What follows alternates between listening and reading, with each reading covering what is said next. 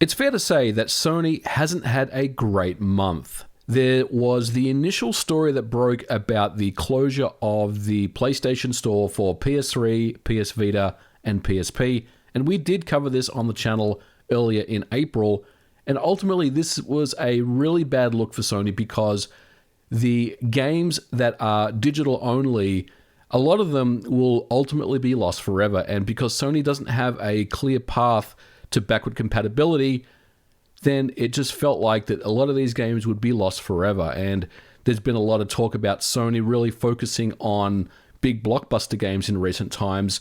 So it also just gave you the feeling that they didn't really seem that interested in going back and revisiting these titles and offering a path to backward compatibility. There was also another side of the story from developers, and there are developers that are still actively developing games for the PlayStation Vita, and many of them expressed concern that they weren't given an appropriate heads up that this particular closure for the Vita store would be occurring in August, leading them to basically force their hand, either crunch on the game and try to get the game out, or ultimately just, take the loss and move on to, say, the Nintendo Switch or another platform.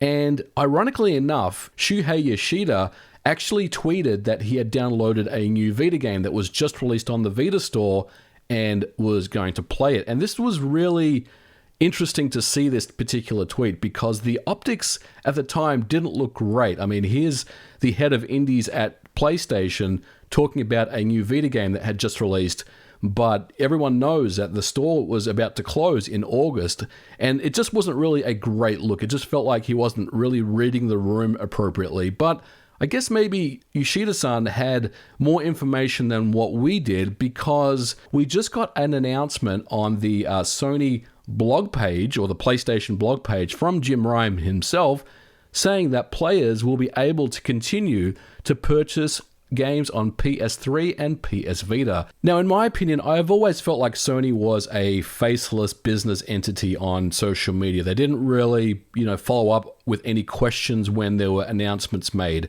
on a one-to-one basis. And we saw Microsoft with the Xbox Live Gold fiasco that occurred a few months ago, really, reading the room and just addressing people's concerns almost on a one-to-one basis, and ultimately, reversing that decision. And when Sony did make this announcement, I felt like that this was pretty much set in stone, because it's just one of those announcements that they make that people just have to learn to live with. So this is very, very surprising for me to see this from Sony, and I do commend PlayStation for coming out with this announcement. So in this particular blog, Jim Ryan says, recently we've notified players that PlayStation Store for PS3 and PS Vita devices was planned to end this summer. Upon further reflection, however, it's clear that we made the wrong decision here. So today I'm happy to say that we will be keeping the PlayStation Store operational for PS3 and PS Vita devices.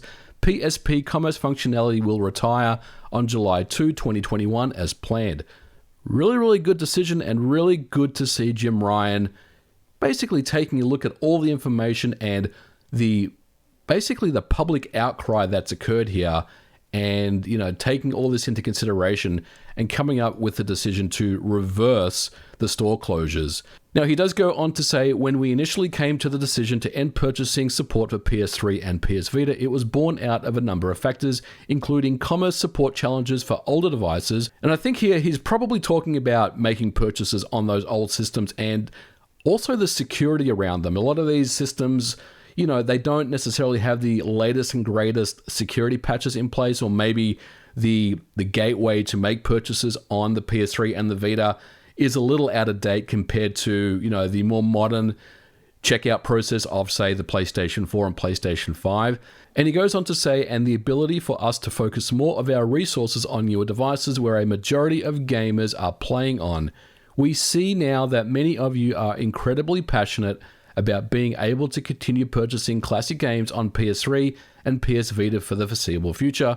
So I'm glad we were able to find a solution to continue operations.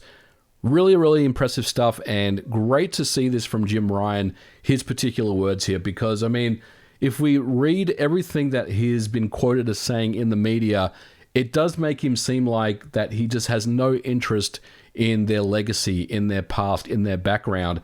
And ultimately, what he's saying here is we're going to continue things as they are, and hopefully, I mean, he's not saying this specifically, but hopefully what this does mean is they will continue operations on PS3 and Vita until they can come up with an appropriate backward compatibility solution that they can roll out at some point, and I don't know when that will be, could be 2 years from now, but as long as there's something that they can give us that means that they can then ultimately retire these stores, I think is a really good thing.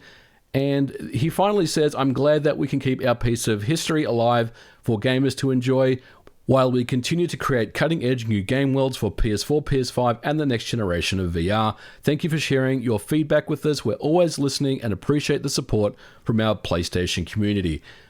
This was probably the most personal and heartfelt message that I've seen from Jim Ryan, and I really do appreciate him coming out and ultimately, taking a look at everything, listening to probably his most senior advisors and just getting that feedback from the community and coming back and just reversing these decisions. Now, I'm very, very happy to see this. And look, if this is a start of a more personal Jim Ryan in social media, then I welcome it. Because, look, I do think that he does get a bit of a raw deal sometimes.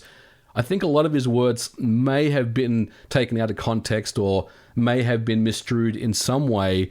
So I do really appreciate that he has come out and made this announcement. And look, this is pretty absolute. Now, one thing that Jim Ryan doesn't mention is for how long that the PS3 and Vita stores will be operational.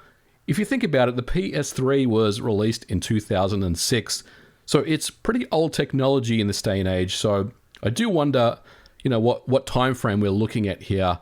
Now, for those people that were worried about the price of PS3 and Vita games escalating dramatically over this particular time, then I think you can rest a little easier because these games will still be available at least until we hear more from Sony going forward. But look, this is a really great result, and I definitely want to hear what you guys have to say on this one in the comments below. As you guys know, I've been a massive advocate for preservation, and I even talked about how to restore and back up your digital Vita library and make sure that you never lose them, even if your Vita gets damaged or you need to replace your Vita or what have you. But we can breathe easier now. Hopefully it will be for a long time, and hopefully, as mentioned, ultimately once these stores do get announced to close, we will have a appropriate backward compatibility solution that we can all appreciate and enjoy, and Sony can really, really kind of embrace as well. But I want to hear your thoughts in the comments below. What do you think about this message from Jim Ryan and the PlayStation blog that the store closures are no longer happening? We are going to continue with PS3 and Vita. I'm pretty excited about it. I want to hear what you guys have to say in the comments below. As always, guys, if you like this video, don't forget to leave me a thumbs up, and I'll catch you guys in the next video. Bye for now.